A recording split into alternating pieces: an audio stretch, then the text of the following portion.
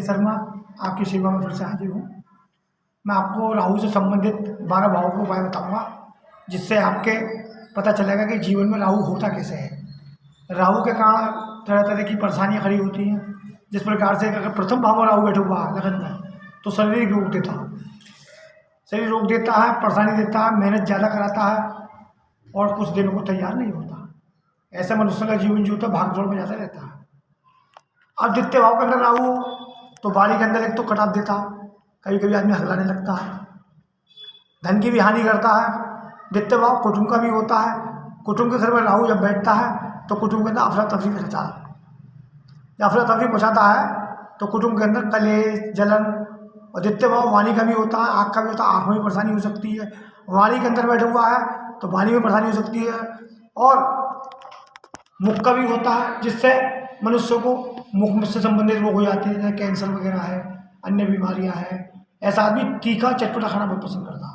द्वितीय भाव का राहु अच्छा नहीं होता है। क्यों? क्योंकि राहु जिस जगह बैठ जा उस समय उसका फल ही करता है।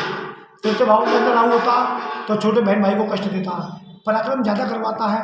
पराक्रम ज़्यादा होने के कारण घर के अंदर सुख शांति की कमी होती है, मेहनत ज़्यादा होती है, लाभ कम होता है। अब चौथे भाव का राहु, चौथा भाव सुख सैया का स्थान होता है।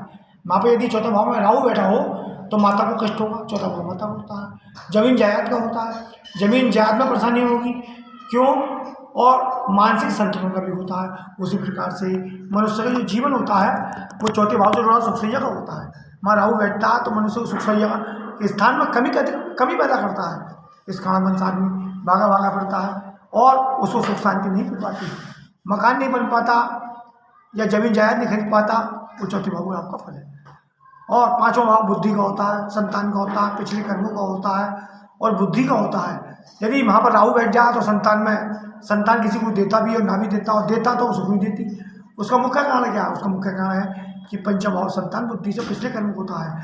हम पिछले कर्मों को भुगतने के लिए संसार के अंदर आए हैं, इसलिए पंचम भाव का राहु वहाँ भी अच्छा फल नहीं देता है। या तो किसी को बहुत तेज बुद्धि देगा, अच्छी बुद्धि देगा, या चोरी की बुद्धि देगा। इस कारण जो है पंचम भाव का राहु का फल जो काम होता है छठे भाव में अच्छा होता है।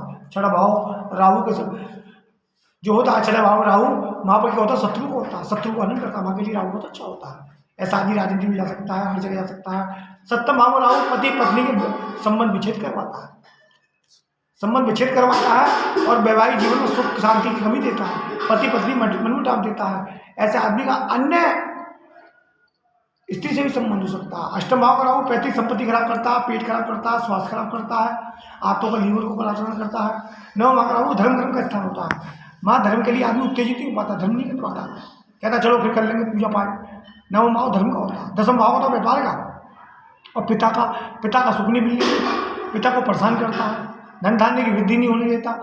इसी कारण जो है भगवान की कृपा के अनुसार मनुष्य जो है राहु का प्रभाव चल होगा। नौकरी में उतार चढ़ाव देता है, कारोबार उतार चढ़ाव देता है। बार में करके राहु लाभ देगा, लेकिन मित्रों से नहीं मिलेगी आपकी।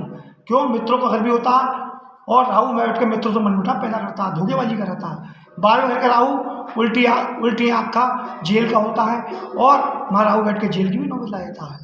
और उल्टी आँख के अंदर हमें खराब हो सकती है, विदेश यात्रा हो सकती है। कि उच्च का राहु है तो अच्छा फल देगा आपको।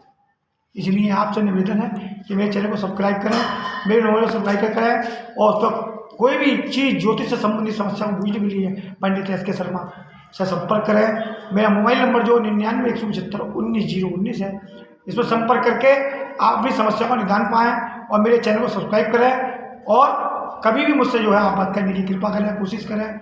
इसलिए मैं चाहता हूँ मेरे जितने भी लोग वीडियो को देख रहे हैं उनको मुझसे कुछ फायदा पहुँचे और उनके जीवन में कुछ अच्छे पहुँचे, यही मेरी मनोकामना है।